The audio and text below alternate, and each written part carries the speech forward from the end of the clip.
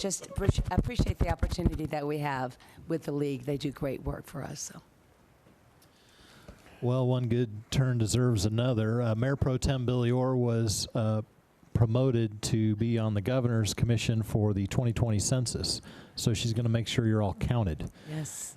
So we appreciate her help. Absolutely. Very important. About $900 a person in our area. So really important that we all get counted. Yeah. Well, thanks for stepping up to do that. Okay. Today we have the invocation by Father Pierre, and then I'll lead us in the Pledge of Allegiance.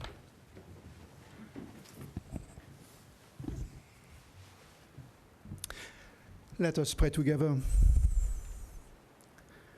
Lord of power and might, Lord of unconditional love, we thank you for all of your blessings. Today we thank you for calling the mayor and council members to serve the city of Prescott.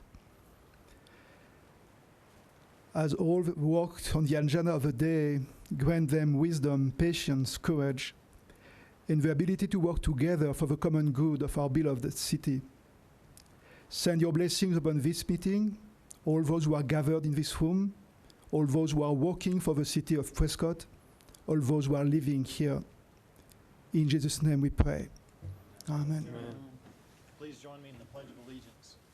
I pledge allegiance to the flag of the United States of America and to the republic for which it stands, one nation under God, indivisible, with liberty and justice for all.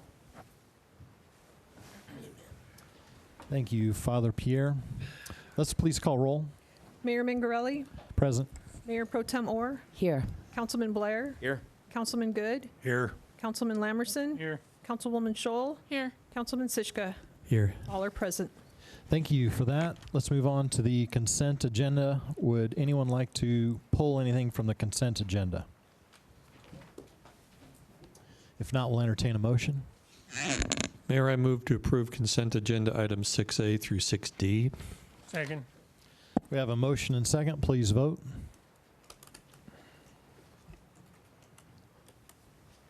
Passes 7-0. It's like building blocks for me to get that thing to work. That was like the fastest we've done the first motion yet, I think. All right, let's move on to item 8, please. Mayor and Council, this is a public hearing in consideration for an application for a new Series 12 restaurant liquor license from Dylan Mitchell Barrows, applicant for Rosati's Hey, Maureen, Pizza. excuse me a second. I'm sorry. Oh, did I skip? I said 8, and I should have said 7. I will go back to 7. Sorry. Sorry about that. I should have caught that. All right, 7A. Adopt ordinance number 2019-1685, authorizing the purchase and acceptance of a public water line easement from White Spar LLC and authorizing the mayor and staff to execute any and all documents to effectuate said purchase and acceptance. Item B is adopt ordinance number 2019-1683, authorizing the acceptance of a water line easement from Third Gen Enterprises LLC and authorizing the mayor and staff to execute any and all documents to effectuate said acceptance. All right. Any questions, comments? If not, a motion. Mayor, I move to adopt consent ordinance items 7A through 7B. Second. Motion and second. Please vote. Passes 7-0. Now we'll move to item 8. Okay. Mayor and Council, this is a public hearing in consideration for an application for a Series 12 restaurant liquor license from Dylan Mitchell Barrows, applicant for Rosati's Pizza, located at 207 West Willis Street. The application has been determined to be in compliance with city requirements and is being recommended for approval. The application fee has been paid and it has been posted at the site for 20 days. No public comments have been received, and I believe the applicant is in the audience today. Do we have somebody from Rosati's who wants to come and share with us a little bit about your business?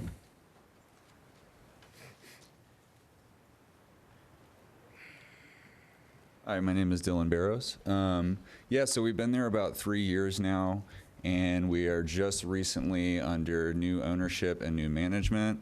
And customers have been expressing for a long time that they would like to have beer and wine and liquor available. So we are just trying to get that done. Yeah. Very good. Well, I love your pizza. And, I like apple pie and ice cream together, much like I like pizza and Exactly. beer. So I would be for that. But appreciate your business and what you do to invest in our city. Thank you so Absolutely. much. So could you tell everybody where you are? Yeah, so we are on, we're 207 West Willis, which is literally just around the corner. So if you went down to Willis Street and hung a left, we would be about 4 blocks down, just a couple storefronts down from Farm Provisions, which is a new restaurant right on the corner, and then right next to the Sprint store. Thank you. So it's kind of, you can kind of miss it kind of easily, but if you know what to look for, it's right there. Nice. Thank you. Absolutely. All right. Well, thanks for being here today. Appreciate it. Thank We'll you. entertain a motion. Mayor, I move to close the public hearing. Second. Motion and second. Please vote. Passes 7-0. Mayor, I move to approve recommendation for liquor license application number 69840 for a new Series 12 restaurant liquor license for Rosati's Pizza located at 207 West Willis Street. Second. Motion and second. Please vote. Passes 7-0. Thank you, Dylan. All right, thank you. All right, we'll move on to the regular agenda. Before we move into item 9A, we do have comment cards. If you would like to make public comment, please grab a comment card. You do get 3 minutes to make your comments. You can ask questions. We may not answer all those questions. We will try to address any questions that come up at the end of that public comment. So at this point, we'll go to item 9A. Amended preliminary plat for Bradshaw Hills subdivision modifying the proposed building setbacks.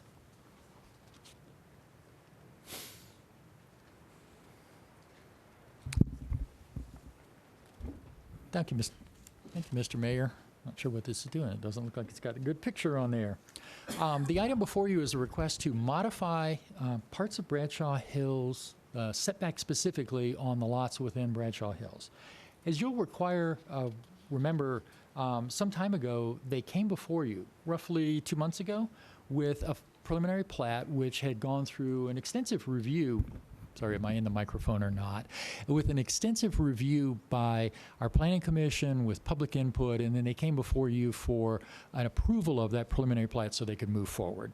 One of the things that came up following your approval was that the setbacks that were established on the original proposed plat, the one that you saw and made a recommendation for, were not what they thought they had on there. And they are now back before both Planning Commission a couple of weeks ago and you today to revise that plat to change the setback requirements for those individual lots. And I'll go into a little more detail in just a moment on those to show you. Just a quick overview.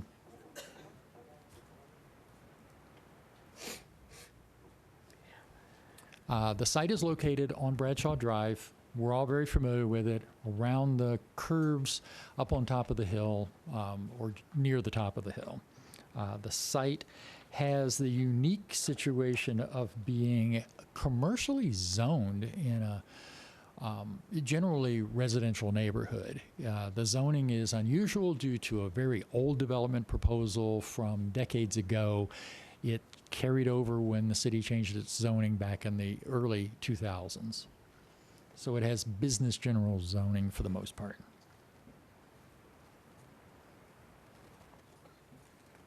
The project proposal was relatively straightforward. Zoom in just a little bit.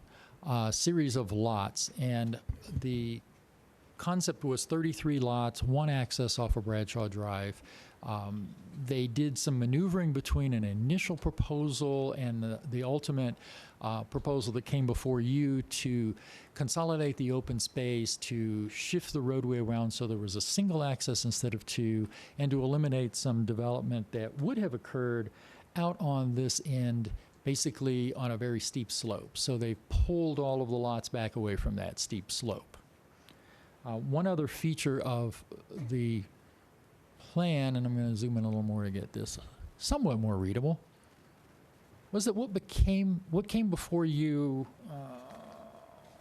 let's see if I have it here, before was a requirement for setbacks that showed SF9 setbacks. So SF9 is single family 9, and the setback requirements are 25 front and rear and 9 on the side. their change, the explanation that got them back to the Planning Commission recently, was that they intended less than that for general setbacks. They went back to the Planning Commission with a request to change these numbers from the 25, 25, and 9 to 5 on all sides to allow a 5-foot setback front and rear and 5-foot setbacks on either side. At the Planning Commission, there was considerable public input, and the Planning Commissioners themselves had some concerns about that size of that, the smallness of the required setbacks. That reduction to 5 feet seemed very small.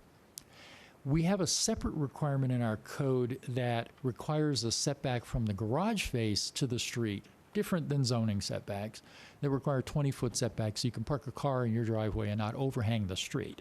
That's important to keep in mind because it's going to come into play in a moment with some of the discussion of other developments that have proposed similar things. The Planning Commission had 4 members present. It requires 4 members to vote for or against something. So for a motion to pass, took 4 members. They split. There was a motion made to deny the request for the 5 feet.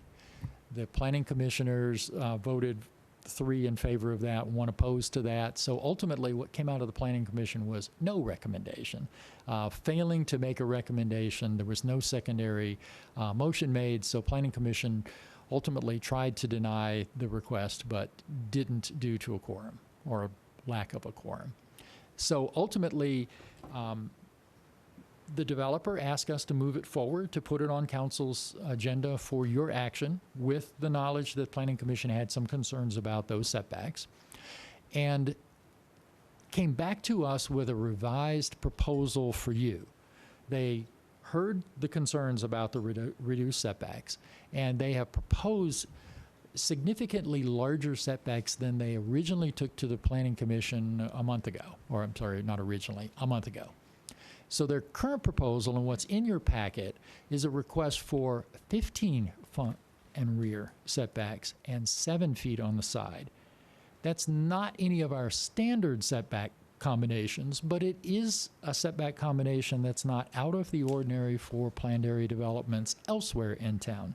Question real quick. Certainly. Would you restate that? So the planning and zoning did not see the setbacks that they're bringing forward to us today? That is correct. This change occurred after Planning Commission attempted to vote no on the 5-foot setbacks. This needs to go back to Planning Commission.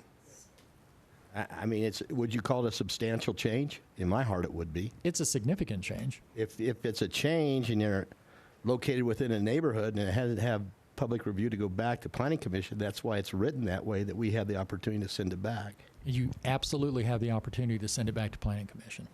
George, I would agree with Councilman Blair. I mean, you're trying to get us to act like a planning commission. And, you know, usually we need a recommendation, at least some kind of a recommendation from the planning commission. And not having a forum and looking at, you know, the vote as it was, you know, I think that it needs to go back. Mayor Pro Tem? Yes, thank you, Mayor. I absolutely would agree with that. I've spoken to and heard from several folks that live in the area, and they're very concerned that the change came after we had approved what we had approved. And so I think it definitely needs to go back for number 1.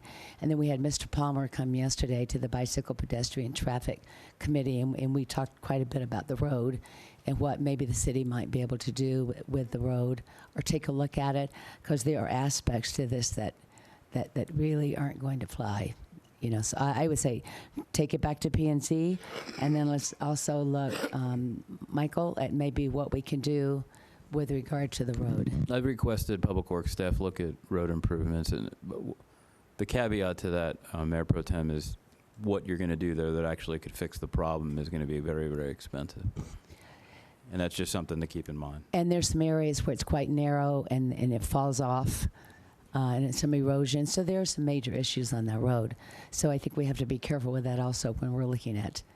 Now, George, am I preempting your the rest of your presentation by saying, you know, are there more houses that will, or more lots that will come out of this? The proposal before you is to just change the required setbacks. That's all they've requested. That's all. So the number of lots stays the same. The area of open space stays the same. There's no change to setbacks other than the front side rear have gone to the one shown on the plat on the screen, as opposed to what you saw last, which was 25, 25, and 9. Again, the attempt to change it at Planning Commission failed legitimately. Planning Commission requires 4 people to say yes, and they did not have 4 people who said yes. And what were the comments at Planning Commission? We had quite a variety of comments. There was concern about the overall layout of the property, and I'll back up just a moment. We had a lot of public participation. There were a lot of comments from the public at the Planning Commission meeting. Some of those were specifically on the topic of setbacks, but most of them were on the topic of the overall design of the subdivision. And to some degree, that slightly got the Planning Commission off the topic. They've already reviewed and made a recommendation, and you've already approved a design for this subdivision for preliminary plat. The developer could move forward with that original proposal and not come back to you. You would just see it again at final plat after all the engineering's been done and we're ready basically to have a final plat approved and recorded. The developer chose to bring it back and try and change these things. In the process of doing that, they sort of opened the discussion up to everything. So the Planning Commission, to some degree, had concerns with the original design. You could create larger setbacks by redistributing the lots on the site. That would be one way to do it, and that was discussed by the planning commissioners. Ultimately, the chair drew the meeting back to the specific topic of the proposed 5-foot setbacks, and ultimately the motion that was made and the vote that was taken was just on those setbacks, not on the overall design. Planning commissioners are very well aware that they've already had their bite at the apple, so to speak. Unless the developer brings the apple back, we don't get another bite. So in business general, is there a requirement for setbacks? There are requirements for setbacks. Was it the 25 feet? No, actually what they did was choose a zoning district that's similar to nearby districts, very similar to the one immediately to the east, single family 12. 25 feet front and rear and 9 on the side is a standard for single family 12. The business general allowance is reduced. It's less than that. It's roughly the 15, and 7. Those reduced setbacks for business general could be justified by the zoning that's in place, but as a PAD, the developer has the opportunity to shift things around a little bit to provide you more open space in his design, to provide more open space in the design for the benefit of the residents, and reduce setbacks or increase lot coverage as part of it. So they chose to pick a residential district that was similar to one nearby as their model, and that's what they worked on through the process, that single family 12 designation. So this is sort of a hybrid. This is a little different than any of our standard districts, but it's also something that's within the realm of possibility. We've had subdivisions that allowed front setbacks and rear setbacks as little as 10 feet. Can you let us know what subdivisions these are? One of them is called Astoria. It's in Prescott Lakes. There are a number actually of we call them planned area developments. Those are specifically master plan developments in the Prescott Lakes area that have those same reduced setbacks, 10 feet front, 22 foot of driveway length to the garage door so you don't have cars overhanging the front. That may mean a side entry garage or a deeper setback for the garage than the front face of the house. Relatively common. So 10, 10, and 5 on the sides is actually something we have several places in town. They tend to be on flatter areas. This is a more hilly, sloped area, but it's not out of the question that reduced setbacks from the original proposed SF-12 could be legitimate and could be approved by you. But it sounds like there's some concern about whether you should take action without Planning Commission having a full body. And I will point out, for the purpose of the Planning Commission meeting, one of the reasons only 4 commissioners were there is one was sick, one was in another meeting, and one was a vacant seat that you've now filled. So you've filled Planning Commission back to its full 7. If it were to go back to the Planning Commission with 7 members, getting 4 to say yes or no is going to be a lot easier than getting 4 out of 4 to say yes or no. I think, George, the other thing is what we have in front of us didn't go in front of P&Z. That's correct. Yeah. So that's probably, as much as there wasn't a full complement of people there, we're looking at something that they didn't look at. That is correct, yes. Councilman Lamerson. Thank you, Mayor.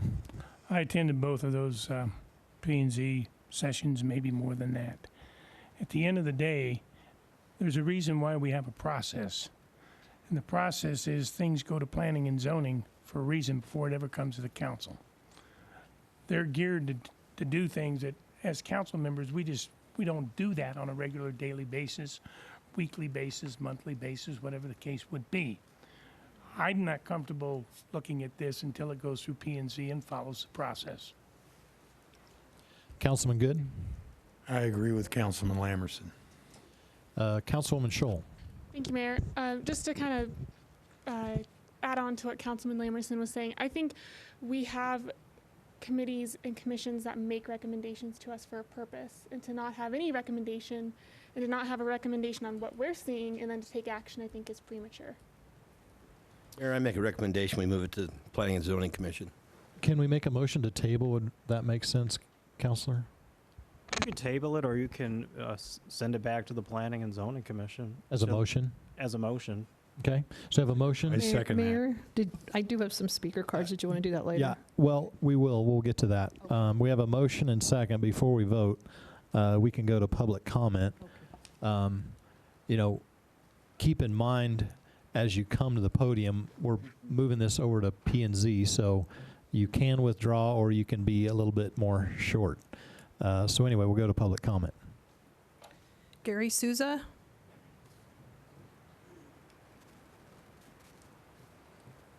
How you doing, Mr. Mayor? I'm a little nervous, so if you forgive me, don't let me repeat anything. I've already heard about that. So what I'd like to bring up first is... Mr. Souza, can you speak into the microphone? I'm sorry. I'm Thank short. What I'd like to bring up first is that there was just an article in the paper that this city is compared to Paradise in California, which is similar, almost exact, only we have higher figures. Number one, the figures for getting disabled people out were at about 5.25. Ours are at 18. The second thing is the road coming out. We only have one road. That makes us trapped worse than Paradise. So as a fire scene, we're not doing as well as what we should. And I don't know who is the consul or who's responsible for what, but we have state laws, and in the same paper, the fire marshal or the fire department for the Forestry Commission said that we weren't using the state laws, that we've kind of just ignored them and not enforced them to make it easier for the builders to build. At this 5-foot setback and a closer setback, we're not keeping them with Arizona rules. If Prescott burns, who do we go to say, you know what, we shouldn't have built that. You know what, we're getting sued. You know what, we lost a lot of lives in this fire that weren't necessary because the road was inadequate, because the houses were too close together. That's just one aspect that really bothers me, and I don't want to be, I left California for that reason. It sucks.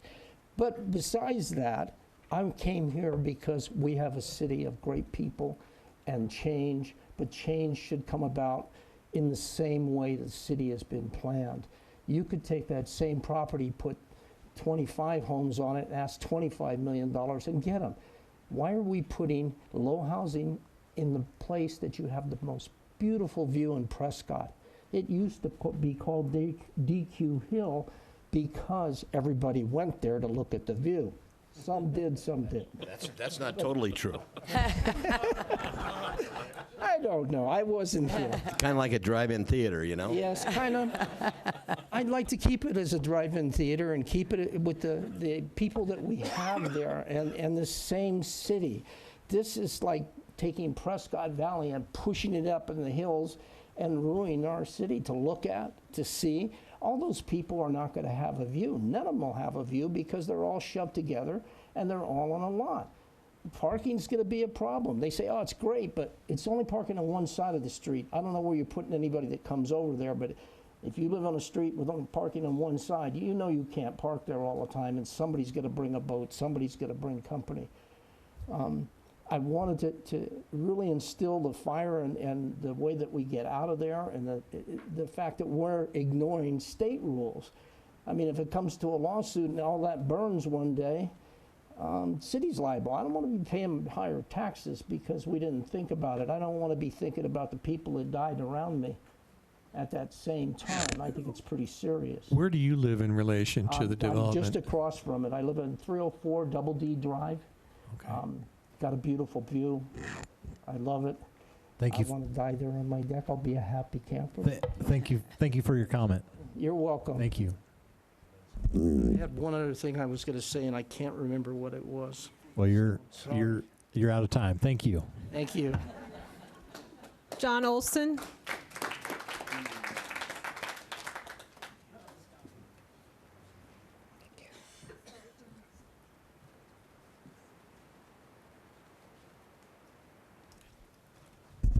Good afternoon. My name is John Olson. I live at 302 Double D Drive. And in view of your motion on the table, I will withhold my comments, address them to planning and zoning instead, and perhaps see you again next time this topic comes up. Thank you very much. Thank you. Gary Palmer. Thank you. I feel like I'm on Chef Ramsay, and I've got like 3 minutes to make a meal. And so the clock starts right now. The reason for the colorful binders is that for the past 14 months or so, we have been in a storm. And the reason for the colorful binders is that I see a rainbow at the end of this. And you know, I think that a win-win situation is that the developer gets to build his development. George, thank you. If I could trouble you with slide 1. If a deal in Hollywood is when everybody's happy and we all make out. Now, George has pretty much covered tab number 1 in your binder. It's the timeline. And here we are 15 months down the road, okay? For 8 months, it was Prescott View. There was so much negative comment, they pulled it out and they brought a new application and they called it Bradshaw Hills. It was clear back then on February 8th, which was 4 months before it came before P&Z, it was SF12 25-25-9. Then it went on to City Council and approved SF12 25-25-9. And you didn't hear any negative comments from me. In fact, I praised the developer who I had conversations with, et cetera, et cetera. And then somehow the Scrivener made a mistake. And so, oh gosh, all right, so I don't even want to go there. It's a whole nother binder. So let's just go on to tab 2. Thank you, George. And so that's it. Thank you, George. And so tab 2, second page, the important thing to look at here is the remaining site design parameters, lot sizes, one-story designs, and percentage of open space of 54% remains unchanged. Next tab, please. And maybe it's a Scrivener error, okay? But if you could cover up just the right side and just leave the, thank you so much, George. So when I plugged in those numbers for business general, the back is 10 feet, not 15. The front is 15, and the sides are 5. And so when I got this new information, and I said 15, 15, 7, and 7, I go, gosh, they're really working with this. They're giving us all this stuff back to the developer, because above it is the 25, 25, 9, and 9, and you can see it makes a 1,500 square foot home. It's useless. And then when they came back and said 5, 5, and 5, and then you know what happened there, and then when they came back and said 15, 15, 7, and 7, I go, you know, maybe it's time for Gary to just, what am I down to? A minute and 13 seconds left? Okay, now I'm just gonna put about my out hands of up. time. You're out of time, actually. Okay. So on the right side is they've increased the lot sizes which is not what is on the agenda. They've increased them from 600 feet to 1,000 feet, and they've taken away a half an acre of open space. So that's not true. And that my recommendation is to vote no. Thank you so very much for your time. Thank you. Rainbow back. No more speakers. No more public comment? All right, the motion that... do you have a comment card you can hand in, or? Okay, go ahead.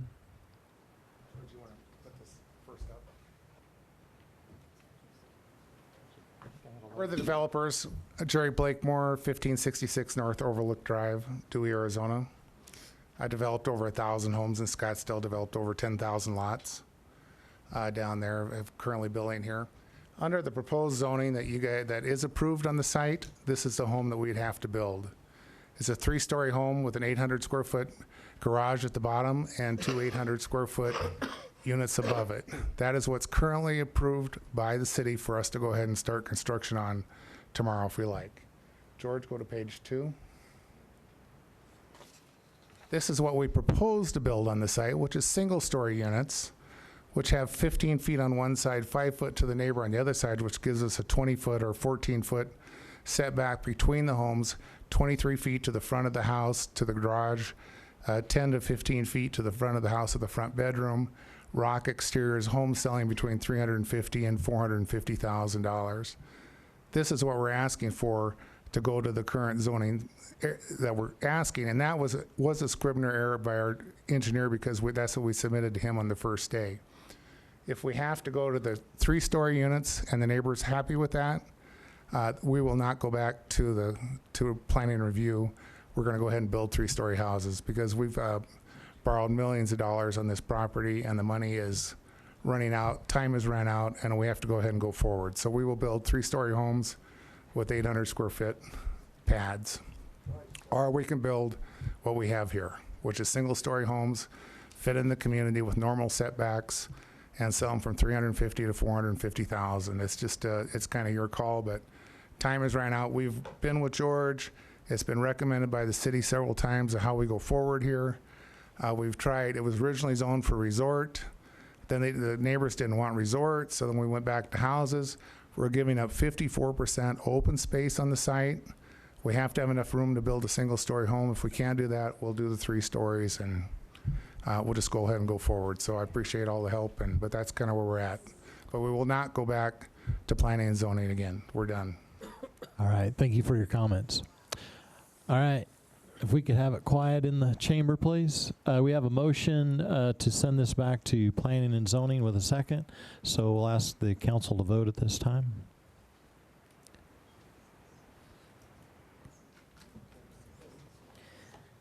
Passes 6-1. All right, let's move on to item 9B, please. Adopt ordinance number 2019-1684, approving the form and authorizing the execution and delivery of a loan agreement with the Water Infrastructure Finance Authority of Arizona from its Drinking Water Revolving Fund program, delegating the determination of certain matters related thereto to the Budget Finance Director of the city, providing for the transfer of certain monies and making certain covenants and agreements with respect thereto, authorizing the taking of all other actions necessary to the consummation of the transactions contemplated by such loan agreement and this ordinance, and declaring an emergency. Thank you, Maureen. Mayor and Council, this is the acceptance of the loan. We've been working on this loan about 8 months. It's through WIFA, which we've used for numerous projects in our water and sewer system. Obviously, the interest rate will be set when we close the loan, hopefully on Friday, which is why there's an emergency clause. Otherwise, we'd have to wait 30 days.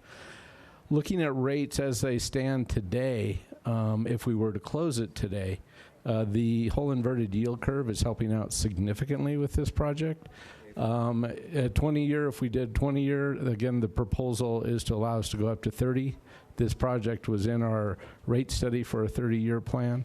30-year would be 1.6% interest for 30 years fixed, and that's with the 15% subsidy from the EPA, which is what this project qualified for. If we did 20-year, it'd be 1.5% interest.